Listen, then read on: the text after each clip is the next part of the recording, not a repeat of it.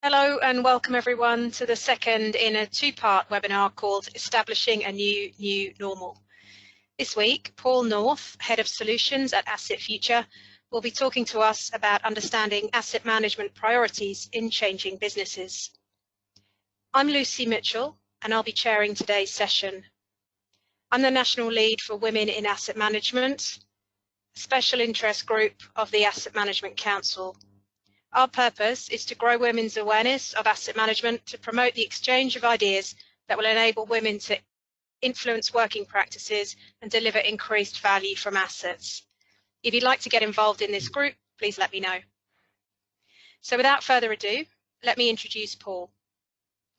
So Paul has a degree in engineering with business management and has worked in some of the largest international technology companies, as well as locally grown Australian startups during his career.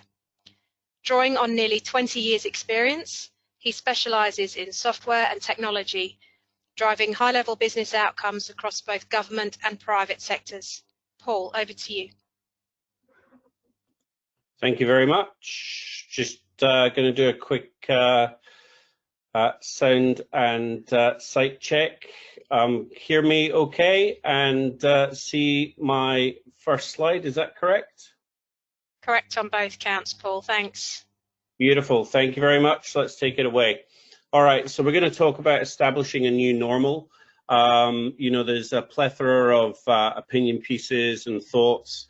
There's not a company out there that hasn't had a viewpoint on, you know, the current situation that we've all just been through and, you know, coming out the other side and establishing a new normal. So I wanted to do it in the context of you know, the built environment, facilities and buildings and all those assets that are contained therein, simply because they're fundamental to how we live our lives. So I'm going to go through some content here that we've prepared.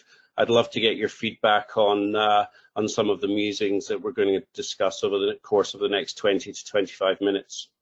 So before I start, I would imagine that there's not a person on this webinar that really knows where this is a map of. I thought I'd take a bit of a global context because it just shows the generic nature of the changes that have gone, no matter where in the world you are. This is my hometown. You maybe can get by now that I'm not originally from Australia. My hometown, which is, you know, the birthplace of the inventor of television and telephone, things like antiseptic and a number of other very useful devices that we use every day in our lives. And if you haven't guessed it from now, this is the city of Glasgow in Scotland. Although I've almost lived here as long as I've lived over there. You might not be able to tell it by my accent. But what we've got here is a fundamental change in infrastructure. So if you see the lines that are dashed across the roads that you see in the map here, that's 25 kilometers of streets within the city centre that have been completely repurposed. All the parking bays have been got rid of, and now they are extended footpaths and cycling lanes across the city. Now, the city was in the process of doing this over a 5 to 10 year period. But through the COVID situation, what's actually happened is that 5 or 10 year kind of progression has basically within the space of 2 or 3 months been completely re-engineered for the city centre. And we're starting to see that across many different types of asset class. So it's not just happening here, it's not just with buildings, it's with all types of infrastructure, all types of assets. Really, our behavioural change is driving some of the fundamental changes in uses of assets, both in the built world and out with that paradigm. So if we have a look at what's happening over here, anyone that's on the session this afternoon will have seen this if you were looking at the news last week. This was an IKEA that opened for the first time in 2 or 3 months. Again, noteworthy here is the fact that the parking bays have been taken over. So when you take over these parking bays and you're causing, you know, all of the users of the building an inordinate amount of time to get in there because of social distancing, it fundamentally changes the relationship with the building, the ease that you can use the building, and actually your thoughts and risks of what you're doing when you go to that building. So when you get into the car park underneath it, you know, you're in a socially distanced aspect psychologically. You know, there's concern from a particular individual, whether or not you're being infected, etc. So really our entire psychology, our way of operating and interacting with these buildings has fundamentally changed, and it's changed in an accelerated manner. So that means that we have to think about the buildings in a different manner as well. And it means changes to the use of the building that we thought may happen over a period of months and weeks and years have actually happened in days and hours. And you know, we're coming out with fundamental different viewpoints on how to congregate, whether or not we're happy being encapsulated in enclosed spaces.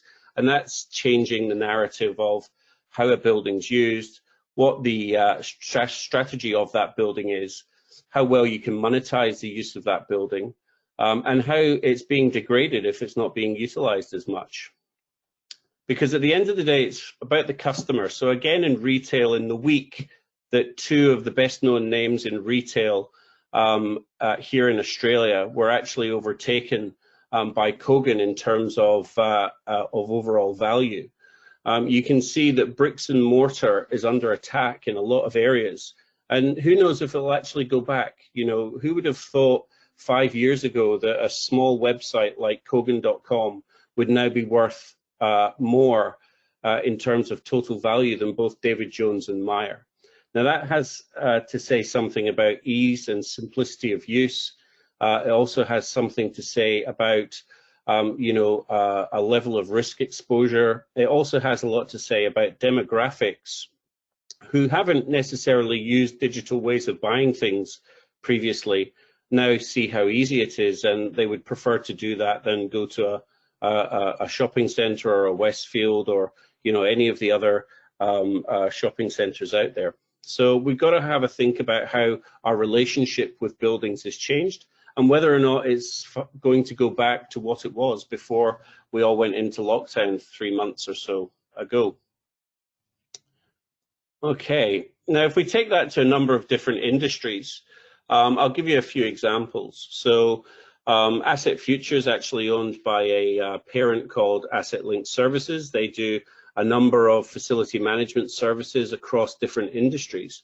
Now, those different industries have all been impacted by the use of the facilities in very, very profoundly different ways. And I'll give you an example. The airport, for example, where, you know, cleaning services are often provided, rather than actually increasing the need for sanitation, because the airports have basically been shut down, the need for sanitation at the level it was has fundamentally decreased due to the actual decrease in utilization. Furthermore, if you look at you know, somewhere like a school that needs cleaned, well, actually the cleaning in a school has increased, because not only were they still being utilized, but they were also highly sensitive areas where we send you know, our biggest investment, which is our children. So when you look at these high-risk areas that were still had to be kept open, some of the different services that were provided there were up in certain areas and down in others. In the health space, for example, we know that the entire building of some of the hospitals that we have, that we interact with, was completely reconfigured. A lot less in terms of consultation was done within hospitals. A lot more telehealth was done, but a lot more capacity was needed in terms of ICU. So, you know, when you're changing and reconfiguring buildings, entire floors to perform different functions to what they were just a matter of weeks ago, that fundamentally has another effect on the overall strategic use of a portfolio of buildings across a particular campus. And all of these kind of trends that we've seen in the past, you know, certain disruptions like telehealth, for example, now that's becoming a new norm. The actual telehealth proliferation has jumped by tens of % within a very short space of time. So we really have to think about what that means around the built environment and the assets contained therein. Aged care is another interesting case. Clearly, one of the biggest risk factors for aged care was the vulnerability of the people within those facilities, and actually the transient nature of the care workers coming in and out, which exposed very, very vulnerable people to very high risk situations. We had a bad example in New South Wales with over 10 to 20 people dying because of that. So the risk profile of that building, whilst the utilization didn't change, the risk profile did. People coming in and out with temperature, people coming in and out with fever. You've really got to look at a different dynamic of a risk profile rather than a simple occupational health and safety paradigm, which is often the case. And if we think about the traditional use of assets from a built environment, a lot of the time risk was seen more as a compliance task. Have I got my fire services up to scratch? Is there the correct signage? Is the lift in good working order? Are there a lack of obstacles in the way so that we're not causing harm? Now, compliance is all very well, but usually it's a tick the box to make sure that you've actually done it. So it's a baseline investment. And then in the past, you'd always want to get the maximum leverage from your facility, right? So the old core of, if it's a retail center or an airport, you want to get the biggest throughput, you want to get the biggest utilization, which actually drives revenue for your facility. Now, clearly the paradigm of, rack 'em, pack 'em and stack 'em really isn't relevant at the moment. So you've got to have a look at your risk profile to make sure that you can change the way that you operate within the building. Because sweating the asset, driving the maximum utilization, and ensuring lower costs so that you can optimize the margin, they just aren't the drivers of how you actually use a building today and potentially how you're going to be able to use a building into the future or a number of assets within that building. And the example for that is really we've had to flip utilization for social distancing. So the table stakes for a building now from a risk perspective isn't necessarily, whether or not all the fire equipment's working, which that is still needed today, but it's also whether or not you can create an environment where people can stay away from each other. And if you can't, then your building simply won't be operationally ready and it can't be used. So we've got to make sure that the critical infrastructure is in place. We've got to make sure that the different areas within the building are appropriate for social distancing.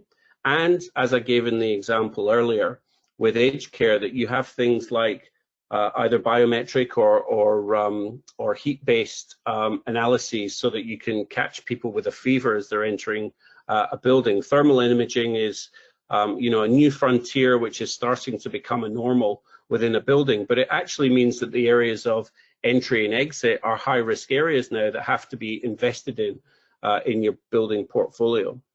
And then making sure that your building is operationally fit for purpose. Because if you haven't managed those risks, then your building will, one, psychologically not be good for those users that are using the building, as you could see with the car park that I showed you earlier.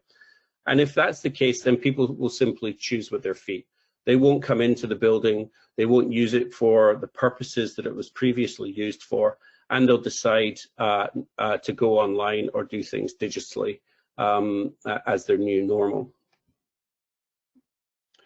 So once we've taken a risk-based approach, when we're thinking of these buildings moving into the future, we also need to think about the maintenance backlog.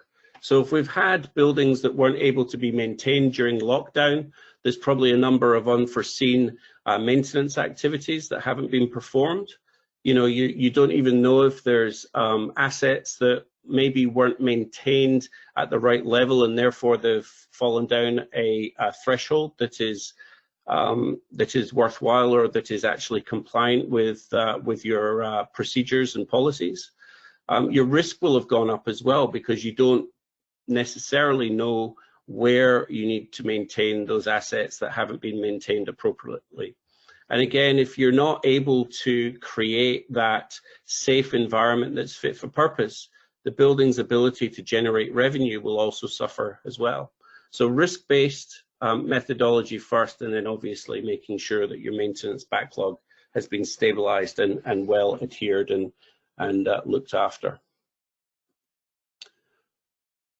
Thirdly, what about the new normal of your benchmarks for your facilities? So if you have a certain facility condition index that is deemed appropriate, we know in government circles that they allow up to a average condition of 2 or 3 based upon the facility condition index with the backlog against the asset value.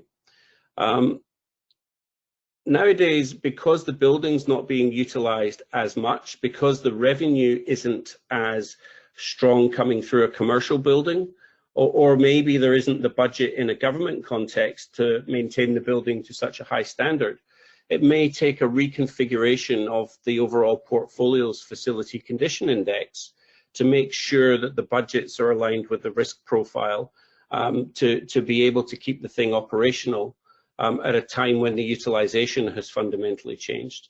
So these are all factors that help you get a good sense of the new normal of what you're doing into the future with your buildings.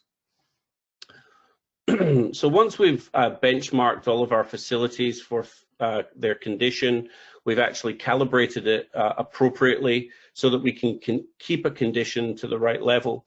The next area that we would look to do is run scenarios.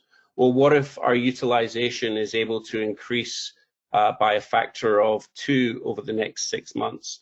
What about if the revenue coming through my building doesn't actually hit the target of what it needs to so that I have enough paying customers? What about if my airport doesn't have enough planes coming into it to generate enough revenue for my beverage and catering facilities, or for the retail element of my airport, or the car parking?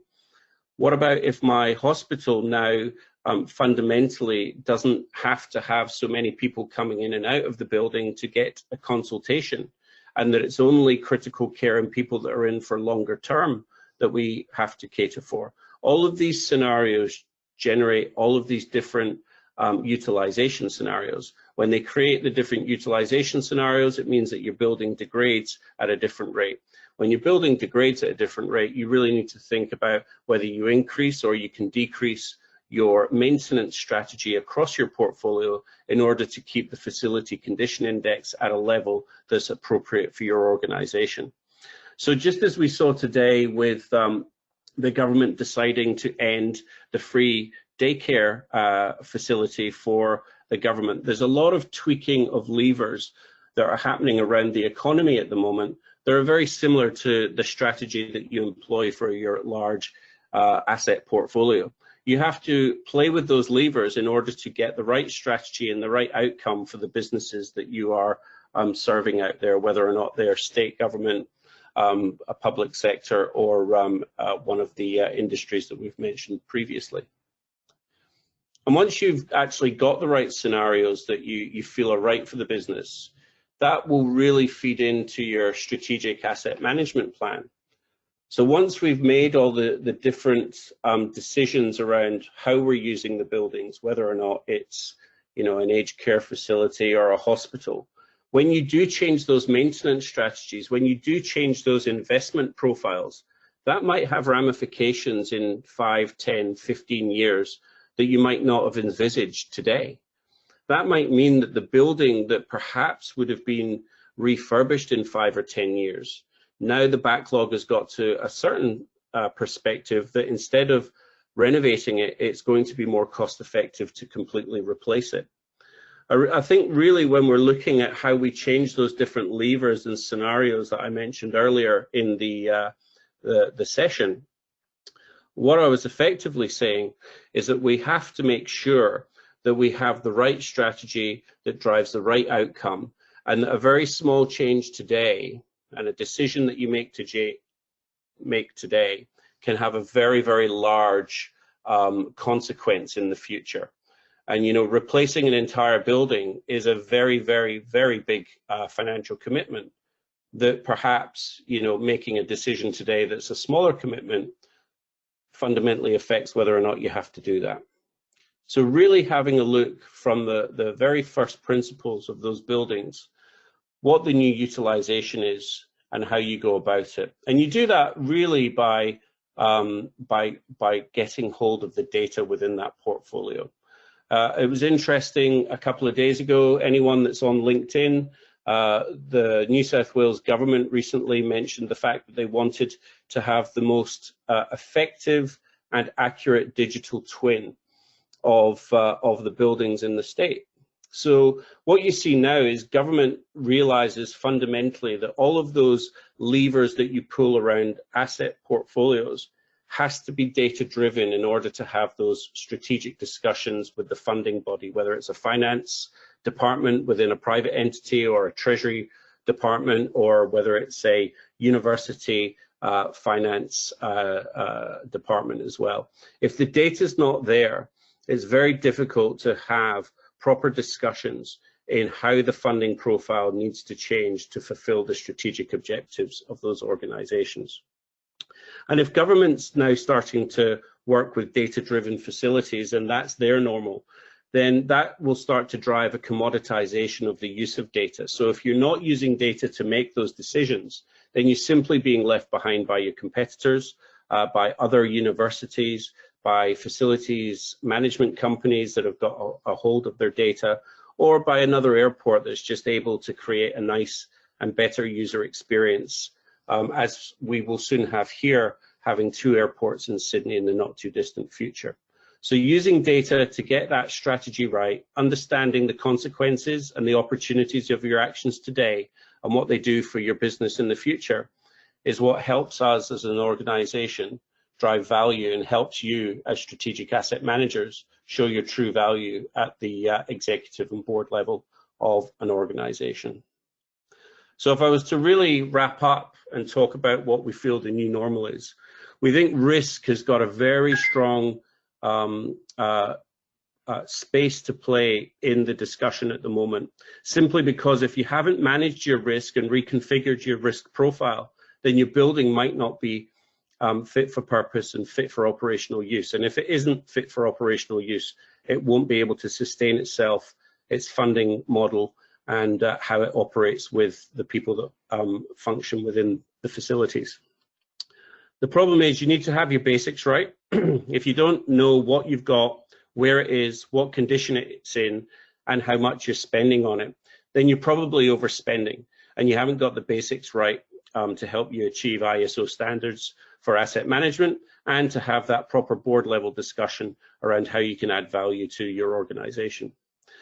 Once you've got all of those basics right in your risk profile, then stabilizing your backlog to make sure that nothing's been left alone that shouldn't have been left alone, or nothing's getting out of control within a period of time, and making sure that you can then recalibrate your benchmarking across all of your different facilities based upon your new funding envelope and based upon the risk profile that you're happy to manage. Then you really need to review all of those different elements and put that into your strategic asset management plan. Drive all of the decisions that you do with the use of the data that we've mentioned, and then implement them accordingly to your organization to make sure that as an asset management function, you're able to pivot and be dynamic to the changing circumstances that we've all had to go through. Making sure that all of these steps are well and truly considered actually helps you to drive a better experience of the facilities, ensure a longer term usage and patronage of those facilities, and drive better outcomes for the people that use them. If you do that, then the demand that is generated will keep those buildings at a sustainable level for now and well into the future. Anyway, these are some of my thoughts that we've had over some of the experiences and what we've seen in different industries. I hope that you have a point of view, and I look forward to hearing any questions that you have to some of the topics that I've had for discussion so far this afternoon. And with that, I'll stop there and see if there are any questions. Thanks very much for that, Paul. Yeah, so if you do have any questions, please type them in the questions box and I will do my best to pull those up. Okay, first question, Paul. What do you see as the future for the open plan office in terms of safety for office workers, accessibility and risk and value proposition for companies? Yeah, that's a really good one. You're talking to someone who, you know, I was a champion of us moving from corporate headquarters into a funky shared WeWork facility in the city centre, which in retrospect was great for our culture, but for our risk profile wasn't the best because we clearly are sharing with multiple other organizations. So, you know, I think the fundamental thing is open plan is always going to be there.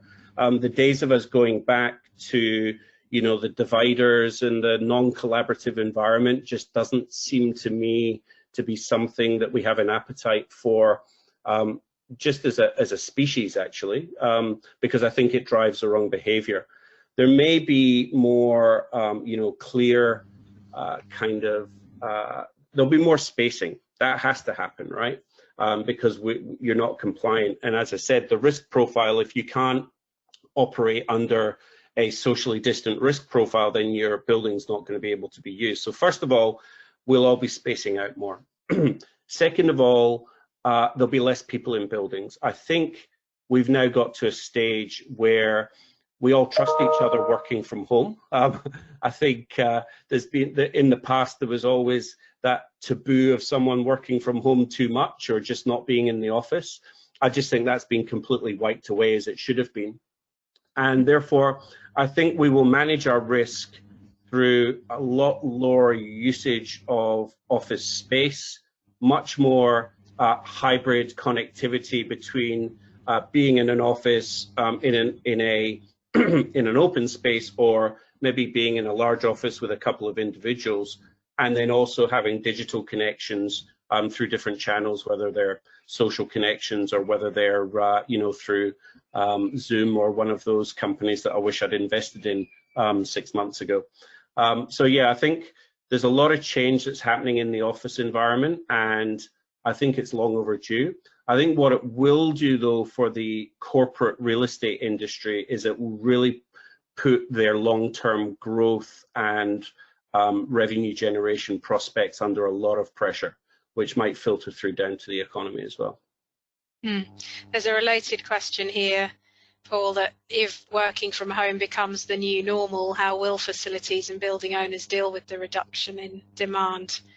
So you're saying we're yet to see, but it's looking like it'll be quite tight in terms of growth. Yeah, well, you know, when you look at Sydney's had massively low utilization of low vacancy rates, and the same goes in other states as well. I don't think you'll maybe see as much of a dip in vacancy. You probably just won't see as much expansion of new facilities. Excuse me a second. You probably won't see as much of an expansion on new facilities because the demand won't actually drive that. I mean, there's a couple of fundamentals that have driven the use of office space in Australia. The massive immigration that we've had over the last 20 years, and, you know, the growing economy, and also the fact that you know, people want to live in cities, the corporate expansion you've had, and a lot of them have really now tapered off. And that will filter through to, you know, the funding of new buildings and the profitability of them. So it will definitely drive a different behavior when it comes to corporate real estate.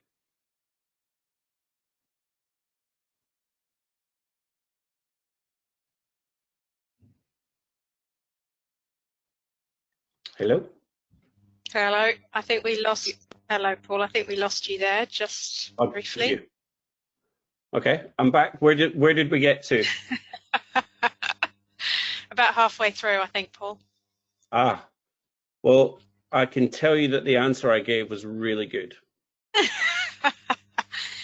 I think you said the expansion of new facilities probably wouldn't be at the fore.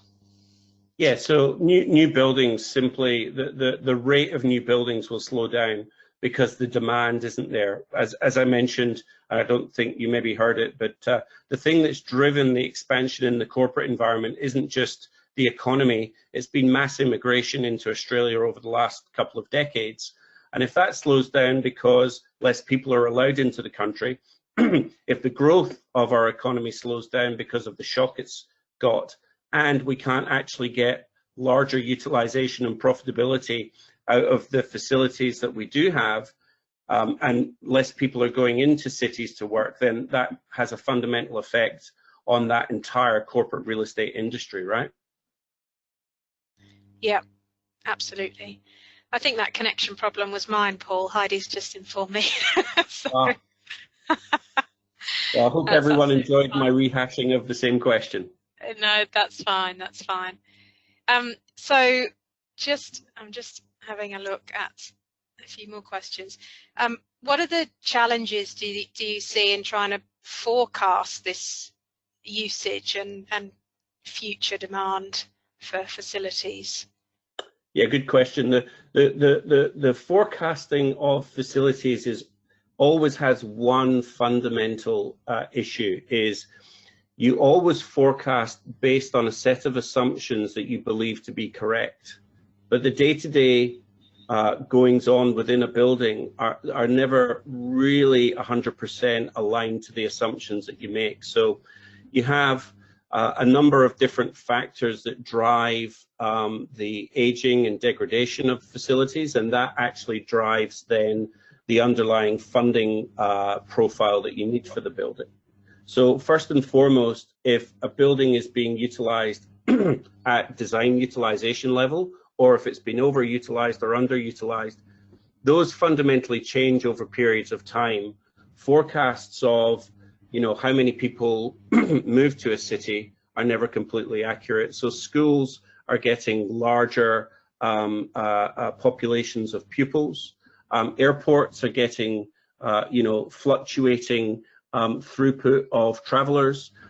We have universities that, you know, arguably are losing on-campus activity, and probably for the long term. So all of those assumptions that were made at the beginning when you did your forecasting or your strategic asset management plan, they've either changed due to market forces or due to the shock that we've just undergone. So you have to really re-examine utilization. You have to re-examine things like, you know, your maintenance strategies and how many dollars you have, because if you don't have the dollars, then you can't maintain it to the level that you wanted. So the normal parameters of cost, risk, and performance that govern the overall forecast of how you use and how you invest in your asset portfolio. Yeah. There was a really interesting question here on the asset life cycle, Paul. I'm just trying to make sure I get the exact wording here. Here we go. Have you come across any work?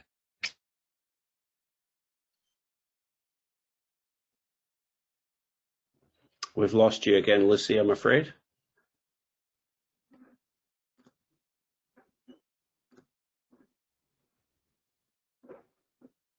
Just asked. Yeah, we lost you again, Lucy. Okay, sorry. Have I come across? Yeah, like resetting the asset life cycle as a result of COVID-19. It's quite an interesting concept. Yeah, look, so have we come across it? Yeah, well, kind of. We've come across organizations that have said, we've just got to cut 50% of our budget, therefore go and tell us where to cut the budget and tell us what that's going to do to the longevity, to the risk profile of this building and the performance and the usability of it. So resetting to me can mean a couple of things. It might mean you just want to start back at zero, or it can mean a wholesale change that can completely changes the profile of the usage and forecast aspects of the building. So we are seeing that in a very large sense in some of the aged care industry. They were under pressure anyway because of the Royal Commission, but now that they've got a much higher increased risk profile, and because less people are willing to send their their nearest and dearest to a facility where they think there's a higher risk, that means that they're having to reset their forecast, because all of the assumptions they made 6 months ago have completely changed now, and therefore they need to do that. We also think that fundamentally a forecast is something that needs to be constantly iterated and improved. So a lot of organizations take what I call a condition-based methodology to do their forecast, and we fundamentally believe that you need to do what we call a currency-based methodology. So a condition-based methodology would be once every 3 or 4, maybe 5 years, you go and do your condition assessment, and then you put in your parameters and your assumptions and your forecasts, and then in 5 years' time you do that. You do that again. However, we find that a lot of organizations are moving to a completely iterative process that actually feeds in the maintenance regime back into the forecast through a process called data currency. That means the forecast is constantly evolving, and the need for those massive initial condition assessments actually reduces. So we think that a resetting the forecast is something that should almost happen continuously rather than every 3 or 4 or 5 years, because, as I said, a small change in some of the parameter deltas can actually have a massive effect over that 3 to 5 year period. Yeah. Fantastic. It's a fascinating subject area, isn't it, Paul? And not really one that I'd considered, and has a wide-reaching implications for many facilities owners, doesn't it? And all the people that have services within those facilities as well. Yeah, I mean, my previous role was actually in an e-commerce, working for an e-commerce software solution, and I've had 20 years of digital disruption. The first one was e-commerce on retail. Then government started doing things like ServiceNow, like Service New South Wales, or Service Australia, as they're doing now. And there's been digital transformation that's gone through a lot of them. When I got to the facilities space, I wasn't shocked, but I was surprised at how little data there was from when the building had been constructed to help with the life cycle management of what is a hugely expensive and cost-driven theatre. And what we're seeing now is we're just seeing a massive proliferation in the use of data in this space. So not just strategic data like I've been talking about, but IoT that drives operational data. And when you start to merge those two data sets together, you get some really interesting insights on how the building's being used on a day-to-day basis, how that day-to-day basis is changing, and then how that affects the long-term longevity and viability of a building. Yeah, fantastic. Well, I think we might wrap it up there, Paul, but thank you so much for your presentation. It's been an eye-opener for me, and many messages of thank you from the audience today. So thanks for taking the time to do this, and thanks everyone for dialing in, and we'll see you soon. Thanks. Goodbye. Many thanks, and feel free to find me on LinkedIn if you want to catch up. Thank you very much. Thanks a lot. Bye. Bye.